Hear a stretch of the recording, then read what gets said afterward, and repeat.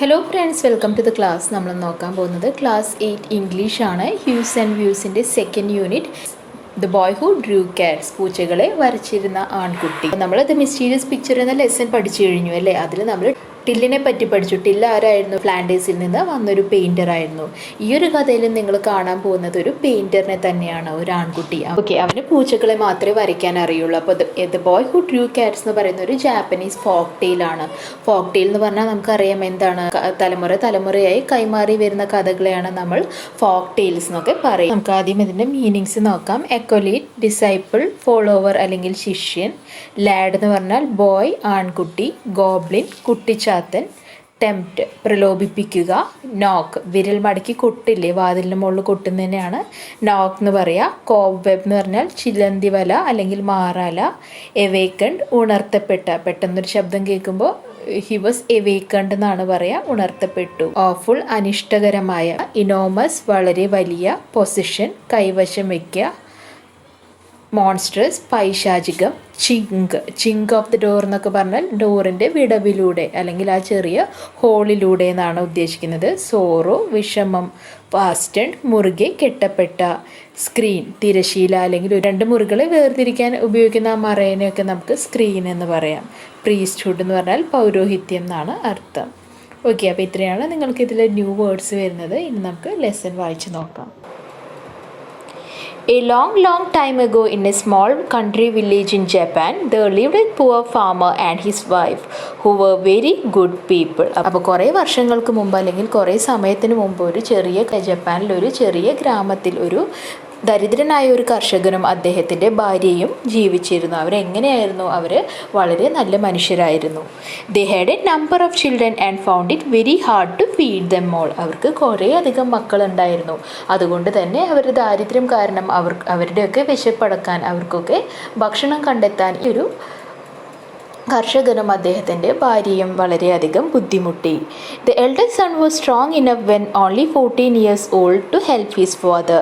ഏറ്റവും മൂത്ത മകൻ എത്ര പ്രായമായി? അവന് 14 വയസ്സായി. പക്ഷേ 14 വയസ്സായപ്പോൾ തന്നെ അവൻ വളരെയധികം സ്ട്രോങ് ആയിരുന്നു. അവൻ അവൻ്റെ അച്ഛനെ കൃഷിയിലൊക്കെ സഹായിച്ചു തുടങ്ങി. And the little girls learn to help their mother almost as soon as they could walk. അതുപോലെ തന്നെ അവരുടെ കുടുംബത്തിലുണ്ടായിരുന്ന പെൺകുട്ടികൾ എന്താണ്, അമ്മയെ നടന്നു തുടങ്ങിയപ്പോൾ തന്നെ സഹായിച്ചു തുടങ്ങി. അതായത് എല്ലാ മക്കളും അവരുടെ അച്ഛനെയും അമ്മയും അവരാൽ കഴിയും വിധം സഹായിച്ചിരുന്നു എന്നാണ് പറയുന്നത്. ആൺകുട്ടികളൊക്കെ അച്ഛനെ കൃഷിയിൽ ഹെൽപ്പ് ചെയ്തു. അതുപോലെ തന്നെ പെൺകുട്ടികൾ എന്താണ് ചെയ്തത്? അമ്മയെ വീട്ടുജോലികളിലും സഹായിച്ചിരുന്നു. But the youngest child, a little boy, did not seem to be fit for hard work. പക്ഷേ ഏറ്റവും ഇളയവനായ ആൺകുട്ടി did not seem to be fit for hard work. അവന് അധികം ജോലി ചെയ്യാനൊന്നും പറ്റിയിരുന്നില്ല, അല്ലെങ്കിൽ അവൻ അത്രത്തോളം ബാക്കിയുള്ളവരെ അത്രയൊന്നും ഫിസിക്കലി സ്ട്രോങ് ആയിരുന്നില്ല, ബലവാനായിരുന്നില്ല എന്നാണ് പറയുന്നത്. He was very cleverer than all his brothers and sisters, but he was quite weak and small. അവൻ വളരെയധികം ബുദ്ധിമാനായിരുന്നു. മറ്റേ ആരെക്കാളും അവൻ്റെ വീട്ടിലുള്ള അവൻ്റെ ബ്രദേഴ്സിനെയും സിസ്റ്റേഴ്സിനേക്കാളും ഒക്കെ അവന് വളരെയധികം ബുദ്ധി ഉണ്ടായിരുന്നു. പക്ഷേ but he was quite weak and small. അവൻ തീരെ ചെറുതുമായിരുന്നു. അതുപോലെ തന്നെ അവൻ തീരെ ക്ഷീണിതനായിരുന്നു, അല്ലെങ്കിൽ അത്രത്തോളം ഒന്നും ബലവാനായിരുന്നില്ല എന്നാണ് പറയുന്നത്. And people said he could never grow very big. പിന്നെ അവൻ്റെ ചുറ്റുമുള്ളവരൊക്കെ അഭിപ്രായപ്പെട്ടു? അവൻ ഒരിക്കലും അധികം വലുതാവാൻ പറ്റില്ല എന്ന് ചുറ്റുമുള്ളവരൊക്കെ അഭിപ്രായപ്പെട്ടു. So his parents thought it would be better for him to become a priest than to become a farmer. അപ്പോൾ ആൾക്കാരുടെയൊക്കെ ഈ പറച്ചിൽ കേട്ടിട്ടല്ലേ, അവനധികം വലുതാവില്ല, അവനധികം ബലമൊന്നും വെക്കില്ല എന്നുള്ള ചുറ്റുമുള്ളവരുടെ പറച്ചിൽ കേട്ടിട്ട് അവരെന്ത് തീരുമാനിച്ചു? അവനെ ഒരു പ്രീസ്റ്റ് ആക്കാം, അവനെ ഒരു പുരോഹിതനാക്കാം, അവനെ ഒരു ഫാർമർ ആവാൻ അല്ലെങ്കിൽ ഒരു കൃഷിക്കാരനാവാനൊന്നും അവനെ കൊണ്ട് സാധിക്കില്ല എന്ന് അവൻ്റെ വീട്ടുകാർ വിശ്വസിച്ചു. They took him with them to the village temple one day and asked the good old priest who lived there if he could have their little boy for his acolyte and teach him all that a priest ought to know. അതുകൊണ്ട് തന്നെ അവരെങ്ങോട്ട് കൊണ്ടുപോയി? ആ വില്ലേജിലുള്ള, ആ ഗ്രാമത്തിലുള്ള ഒരു ടെമ്പിളിലേക്ക് കൊണ്ടുപോയി. എന്നിട്ട് അവിടുത്തെ ഓൾഡ് പ്രീസ്റ്റിനോട്, ആ പുരോഹിതനോട് ചോദിച്ചു അല്ലേ. എന്താണ് ചോദിച്ചത്? ആ ലിറ്റിൽ ബോയിനെ, ആ ചെറിയ കുട്ടിയെ അദ്ദേഹത്തിൻ്റെ കൂടെ നിർത്തി ആ പൂജാകർമ്മങ്ങളൊക്കെ പഠിപ്പിക്കാൻ പറ്റുമോ എന്ന് അദ്ദേഹത്തോട് ചോദിച്ചു. ആക്കലൈറ്റ് എന്ന് പറഞ്ഞാൽ ആ പുരോഹിതനെ അനുഗമിക്കുന്ന ആൾ, അല്ലെങ്കിൽ ആ പുരോഹിതനെ പോലെ തന്നെ മതഗ്രന്ഥങ്ങളെ പറ്റിയും പൂജാകർമ്മങ്ങളെ പറ്റിയും അറിവുള്ള ആൾ അല്ലേ, അദ്ദേഹത്തിൻ്റെ ഫോളോവറെയാണ് നമ്മൾ എന്ത് പറയുന്നത്, ആക്കലൈറ്റ് എന്ന് പറയുന്നത്. ഒരു പ്രീസ്റ്റിന് അറിയേണ്ട കാര്യങ്ങളൊക്കെ ആ കുട്ടിയെ പഠിപ്പിച്ചു കൊടുക്കാനാണ് ആ മാതാപിതാക്കൾ ആ പ്രീസ്റ്റിനോട് ചോദിച്ചത്. The old man spoke kindly to the lad and asked him some hard questions. So clever were the answers that the priest agreed to take the little fellow into the temple as an acolyte and to educate him for the priesthood. എന്താണ്, ആ വയസ്സായ പുരോഹിതൻ ആ കുട്ടിയോട് കുറച്ചു നേരം സംസാരിച്ചു അല്ലേ, പല ഹാർഡ് ക്വസ്റ്റ്യൻസും ബുദ്ധിമുട്ടുള്ള ചോദ്യങ്ങളും അവനോട് ചോദിച്ചിരുന്നു. പക്ഷെ എന്താണ്, ആ ചെറിയ കുട്ടി വളരെയധികം ബുദ്ധിമാനായിരുന്നു. അദ്ദേഹം ചോദിച്ച എല്ലാ ചോദ്യങ്ങളുടെയും ഉത്തരം പറഞ്ഞു കൊടുത്തു. The priest agreed to take the little fellow into the temple as an acolyte. അതുകൊണ്ട് തന്നെ അദ്ദേഹം എന്ത് സമ്മതിച്ചു, ആ കുട്ടിയെ അദ്ദേഹത്തിൻ്റെ കൂടെ നിർത്താം, ആ ടെമ്പിളിൽ കാര്യങ്ങളൊക്കെ അദ്ദേഹം പഠിപ്പിച്ചു കൊടുക്കാമെന്ന് അദ്ദേഹം സമ്മതിച്ചു. Okay.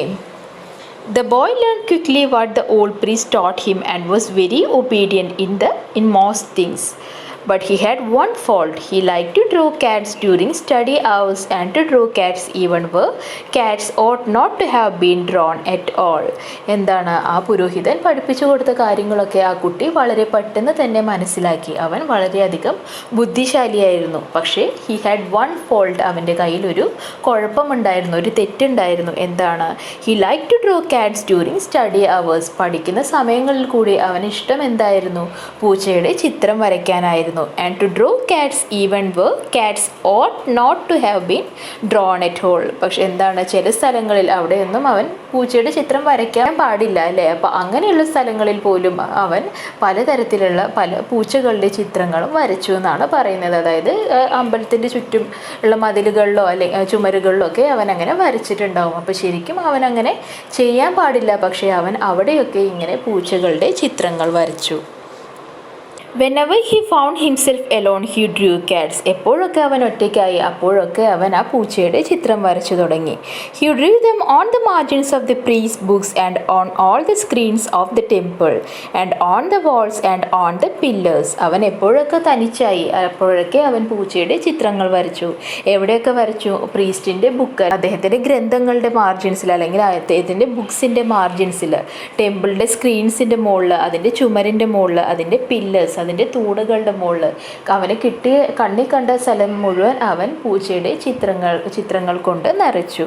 Several times the priest told him that this was not right, but he did not stop drawing cats. ആ പ്രീസ്റ്റ് പറഞ്ഞു കൊടുത്തു, പലതവണ അദ്ദേഹം പറഞ്ഞു, ഇങ്ങനെ നീ ചിത്രം വരച്ചു കൂട്ടരുത്, ഇങ്ങനെ ടെമ്പിളിൻ്റെ വാൾസിലും സ്ക്രീൻസിലും ഒന്നും നീ ഇങ്ങനെ വരയ്ക്കാൻ പാടില്ല എന്ന് പലതവണ അദ്ദേഹം പറഞ്ഞു കൊടുത്തു. പക്ഷേ ആ കുട്ടി ചിത്രങ്ങൾ വരച്ചുകൊണ്ടേയിരുന്നു.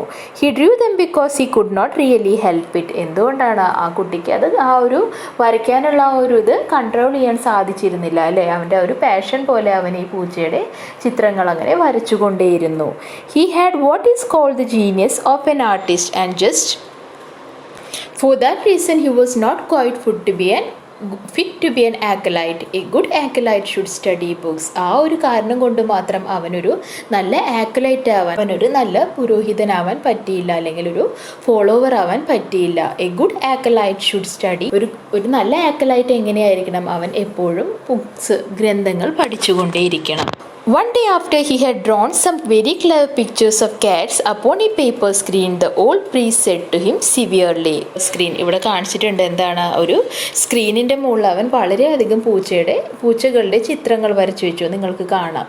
അപ്പോൾ ആ പ്രീസ്റ്റ് അവനെ വിളിച്ചു വരുത്തി എന്ത് പറഞ്ഞു, said to him severely, കുറച്ച് ഹാർഷായി തന്നെ പറഞ്ഞു അല്ലേ. എന്താണ് പറഞ്ഞത്, and said to him severely, കുറച്ച് ഗൗരവമായി തന്നെ പറഞ്ഞു. എന്താണ് പറഞ്ഞത്, my boy, you must go away from this temple at once. ആ കുട്ടിയോട് പറഞ്ഞു, നീ ഈ ടെമ്പിളിൽ നിന്ന് ഇപ്പോൾ തന്നെ പുറത്തേക്ക് പോകണം അല്ലേ.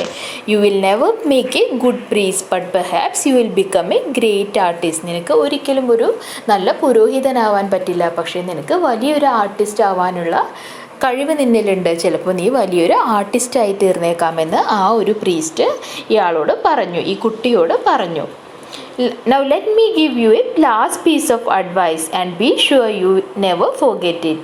Avoid large places at night and keep to small. അപ്പോൾ എന്താണ് പറഞ്ഞത്? നീ പോകുന്നതിന് മുമ്പ് എനിക്ക് നിന്നോടൊരു അഡ്വൈസ്, ഉപദേശം തരാനുണ്ട്.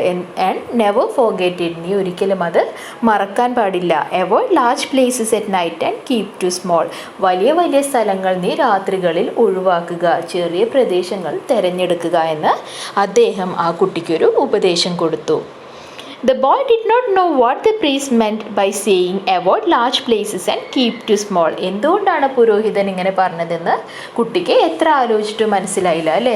രാത്രി സമയങ്ങളിൽ വലിയ ഇടങ്ങൾ ഒഴിവാക്കൂ, ചെറിയ ഇടങ്ങൾ കണ്ടെത്തൂ എന്നാണ് അദ്ദേഹം കൊടുത്തിരുന്ന ഉപദേശം.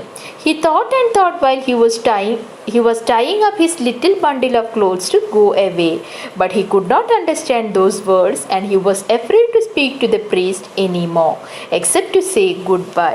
ആ കുട്ടി അവൻ്റെ ഡ്രസ്സ് പാക്ക് ചെയ്യായിരുന്നു അല്ലേ? Tying up his bundle of clothes, അവൻ്റെ ഡ്രസ്സുകളുടെ അടക്ക് കെട്ടിക്കൊണ്ടിരിക്കുകയായിരുന്നു അല്ലേ? ബണ്ടിൽ എന്ന് പറഞ്ഞാൽ അടക്ക്. അത് കെട്ടിക്കൊണ്ടിരിക്കുമ്പോഴും അവൻ്റെ മനസ്സിൽ ആ പ്രീസ്റ്റ് പറഞ്ഞ ആ ലൈനായിരുന്നു. ഏതായിരുന്നു line? Avoid large places keep to small. വലിയ സ്ഥലങ്ങൾ ഒഴിവാക്കാൻ അല്ലെങ്കിൽ അങ്ങോട്ട് പോവാതിരിക്കാനാണ് അദ്ദേഹം രാത്രി കാലങ്ങളിൽ നിർദ്ദേശിച്ചത്. അപ്പോൾ എന്തിനാണ് അദ്ദേഹം ഇത് പറഞ്ഞത്, അല്ലെങ്കിൽ അതിൻ്റെ മീനിങ് എന്താണെന്ന് ആ കുട്ടിക്ക് എത്ര ആലോചിച്ചിട്ടും മനസ്സിലായില്ല. പക്ഷെ അവൻ ആ പ്രീസ്റ്റിനോട് നേരിട്ട് പോയി ചോദിക്കാൻ പേടിയായിരുന്നു. അല്ലെങ്കിൽ അതിനെപ്പറ്റി കൂടുതൽ അറിയാനുള്ള ചോദ്യം ചോദിക്കാൻ അവന് ഉള്ളിലൊരു ഭയമുണ്ടായിരുന്നു. അതുകൊണ്ട് തന്നെ അവൻ പ്രീസ്റ്റിനോട് ഗുഡ് ബൈ പറഞ്ഞ് യാത്ര പറഞ്ഞ് അവിടെ നിന്ന് ഇറങ്ങി. He left the temple very sorrowfully and began to wonder what he should do. അവൻ വളരെയധികം സങ്കടത്തോടു കൂടി ആ ഒരു ടെമ്പിളിൽ നിന്നിറങ്ങി. എന്നിട്ട് ഇനി എന്താണ് അവൻ ചെയ്യേണ്ടതെന്ന് അവൻ ആലോചിച്ചു തുടങ്ങി.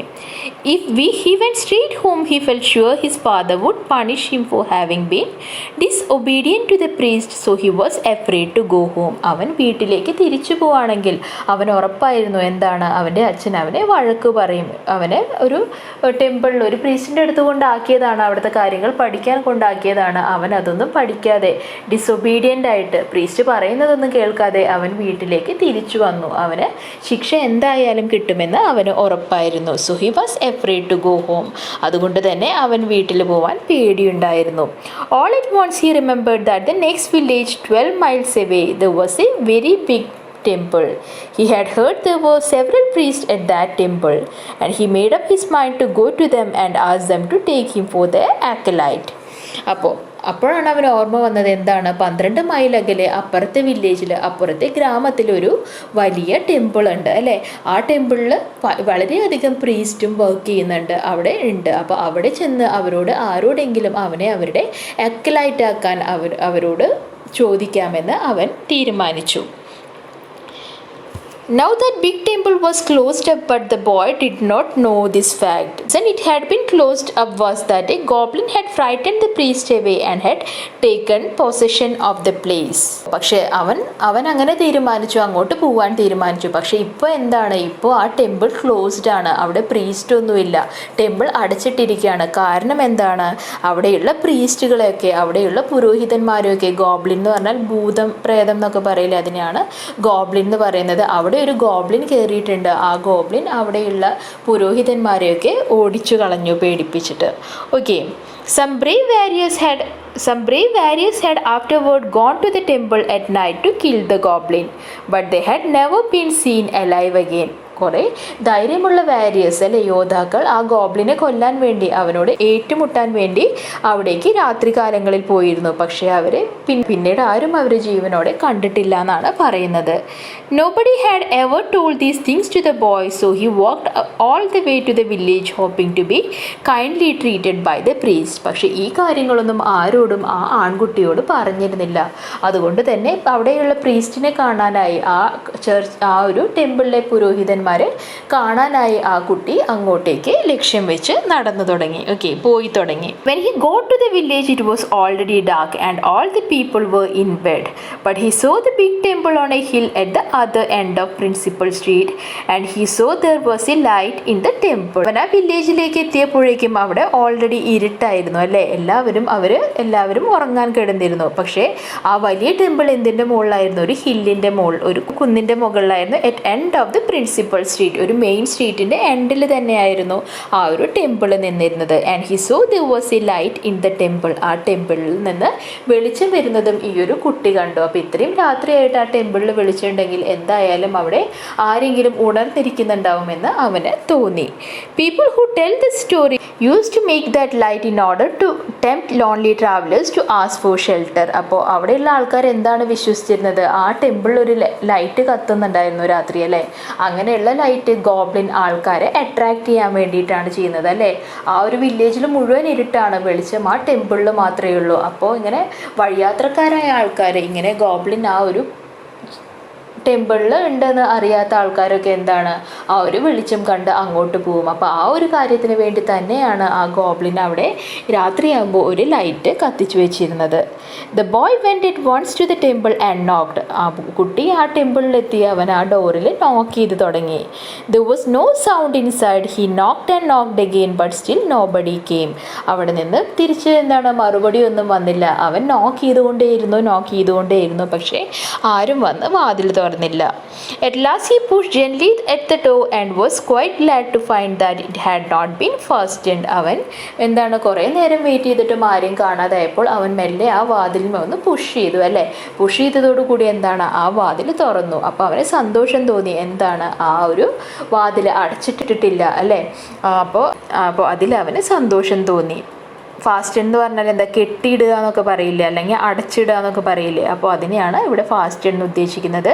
So he went in and saw a lamp burning but not priest. അവൻ ഉള്ളിലേക്ക് ചെന്നപ്പോൾ ഒരു ലാമ്പ്, ഒരു വിളക്ക് കത്തുന്നത് കണ്ടു. പക്ഷെ അവിടെ എങ്ങും അവൻ ഒരു പ്രീസ്റ്റിനെയും കണ്ടില്ല.